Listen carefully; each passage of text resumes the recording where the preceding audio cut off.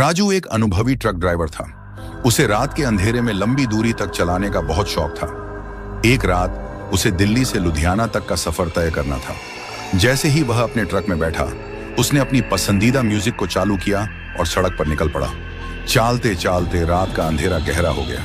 सड़कें सुनसान थीं और केवल उसकी ट्रक की रोशनी में ही सड़क का कुछ हिस्सा दिखाई दे रहा था। अचानक राजू को एक धुंधली आकृति सड़क के किनारे खड़ी नजर आई। उसने सोचा कि शायद यह कोई यात्री होगा जो लिफ्ट मांग रहा है। उसने ट्रक रोका और बाहर झांका। वह एक बूढ़ी औरत थी जिसका चेहरा बहुत ही भयानक था। उसकी आंखों में अजीब सी चमक थी।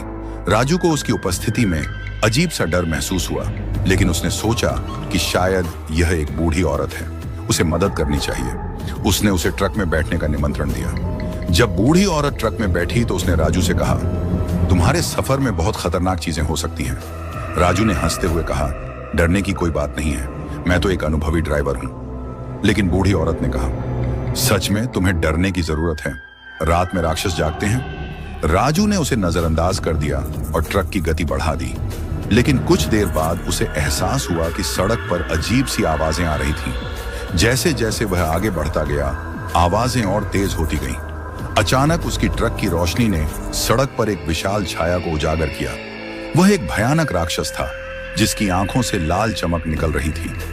राजू ने डरते डरते ट्रक को तेजी से चलाना शुरू किया, लेकिन राक्षस उसकी ट्रक के पीछे पीछे दौड़ने लगा। बूढ़ी औरत ने कहा, इससे बचने का एक ही तरीका है, तुम्हें मेरी बात माननी होगी। राजू ने घबराकर पूछा, तुम क्या चाहती हो? बूढ़ी औरत ने कहा, तुम्हें अपनी जान बचाने के लिए इस ट्रक को रोकना होगा। लेकिन राजू ने हिम्मत नहीं हारी और ट्रक की गति बढ़ा दी। अचानक ट्रक की एक टायर फट गई और वह सड़क पर लुढ़कने लगा। राजू ने अपनी आंखें बंद कर लीं और बस ईश्वर से प्रार्थना की। जब उसने अपनी आंखें खोली तो देखा कि वह और बूढ़ी औरत एक अंधेरी जगह पर थे। चारों ओर सन्नाटा था और केवल राक्षस की खौफनाक हंसी सुनाई दे रही थी। राजू की समझ में नहीं आया कि वह क्या करे। उसने अपनी आंखें बंद की और एक गहरी सांस ली। जब उसने फिर से आंखें खोली तो उसने पाया कि वह अपनी ट्रक में वापस बैठा है, लेकिन बूढ़ी औरत गायब थी। राजू ने राहत की सांस ली और सोचा कि वह अब सुरक्षित है। लेकिन जैसे ही उसने ट्रक स्टार्ट किया, उसे फिर से वही आवाजें सुनाई दी। उसने देखा कि सड़क पर राक्षस का चेहरा उसकी ओर देख रहा था। राजू को अब पता चल गया था कि उसका सफर खत्म हो चुका है।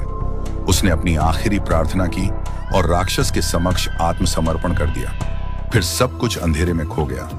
इस खौफनाक सफर के बाद आज तक कोई भी राजू के ट्रक को उस सड़क पर नहीं देख पाया। कहते हैं, रात में वह ट्रक अब भी उसी सुनसान सड़क पर घूमता है, जहां राजू की आत्मा हमेशा के लिए